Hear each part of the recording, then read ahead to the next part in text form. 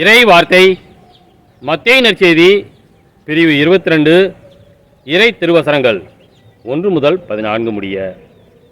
இயேசு மீண்டும் ஊமைகள் வாயிலாக பேசியது. விண்ணரசை பின்வரும் நிகழ்ச்சிக்கு ஒப்பிடலாம். அரசர் ஒருவர் தம் மகனுக்கு திருமணம் நடத்தினார்.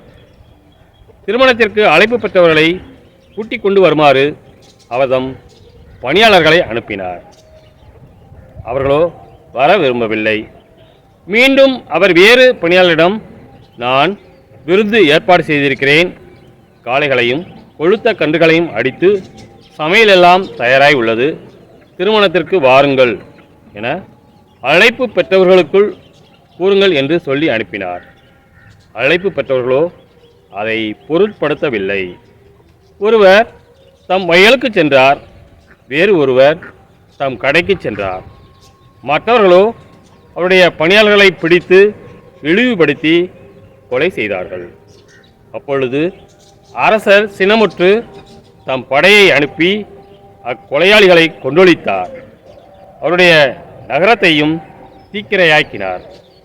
பின்னர் தம் பணியாளரிடம், திருமண விருந்து ஏற்பாடாகி உள்ளது, அழைக்கப்பட்டவர்களோ தகுதியற்று போனார்கள்.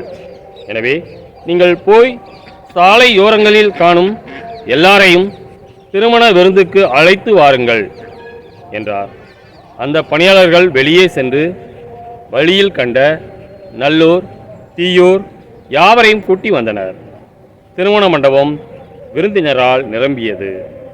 அரசர் விருந்தினரை பார்க்க வந்தபோது அங்கே திருமண ஆடை அணியாத ஒருவனை கண்டார். அரசர் அவனை பார்த்து, தோழா, திருமண ஆடையின்றி எவ்வாறு உள்ளே வந்தாய் என்று கேட்டார். அவனோ வாயடைத்து நின்றான்.